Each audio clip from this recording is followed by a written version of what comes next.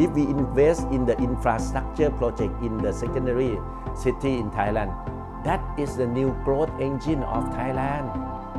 No need to wait for the central government, no need to wait for the politicians, no need to wait for anything. We decide our own destiny.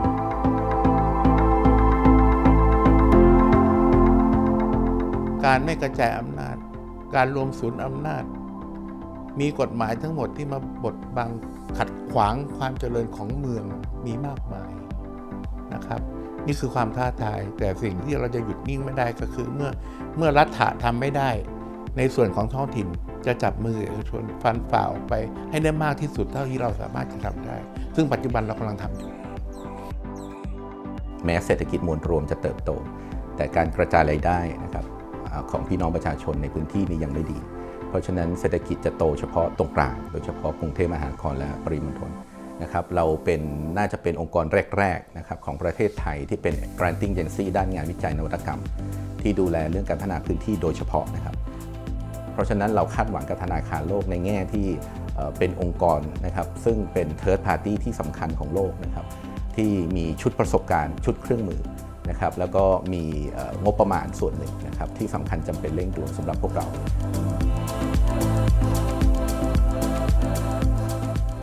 เวลาเมืองเราโตขึ้นเมืองเรามีคนนักท่องเที่ยวเยอะขึ้นเนี่ยคนมาเชียงใหม่เนี่ยนะครับปีหนึ่งประมาณ10 ล้านคนแต่เราไม่มีขนส่งมวลชนรวมไม่งั้นเนี่ยมันก็ปล่อยไปเรื่อยๆบ้านจัดสรรอะไรต่อไปเลยก็ไปลุกพื้นที่การเกษตรพื้นที่อะไรซึ่งถ้าการเจริญที่ไม่มีทิศทางแบบนี้นะครับจะเป็นปัญหาในอนาคตนั้นการพัฒนาโครงสร้างพื้นฐานเนี่ยเป็นกลไกและเป็นปัจจัยที่สำคัญมากสำหรับเมืองรองในการสร้างความเจริญเติบโตในเชิงเศรษฐกิจแล้วก็สามารถที่จะเผยแผ่นะครับความเจริญการขนส่งสินค้าการเชื่อมต่อระหว่างบุคคลเนี่ยเข้าไปสู่เมืองข้างเคียงเพื่อสร้างเป็นคลัสเตอร์ต่อไปในอนาคตครับนั้นเรามองถึงโปรเจกต์หนึ่งที่สำคัญมากก็คือการพัฒนาพื้นที่เศรษฐกิจกลางเมืองก็คือใช้คำว่า TOD Transit Oriented Development อยู่ใน Central District ของเมืองระยองครับ Urban Design นี่สำคัญนะครับคือกิจลายเมืองแล้วก็อะไรต่างๆให้มีโครงสร้างเขาเรียกว่าอาจจะเป็นพิมพ์เขียวก็ได้นะครับพิมพ์เขียวเมืองเนี่ยอาจจะมีบลูพรินท์ของแต่ละหาดอะไรเงี้ยเพื่อที่จะผมยกตัวอย่างป่าตองอาจจะเป็น Entertainment City หรืออะไรโกมาลาอาจจะเป็นฮาลาลซิตี้ In Khon Kaen we have the plan of 20 years Smart City 20 years we have 136 project LRT is one of the 136 project The purpose of Khon Kaen model is fix the poverty reduce the inequality and increase the transparency. So that's why what we do, it is not only LRT, it is the structure that you can build any project on top of this platform.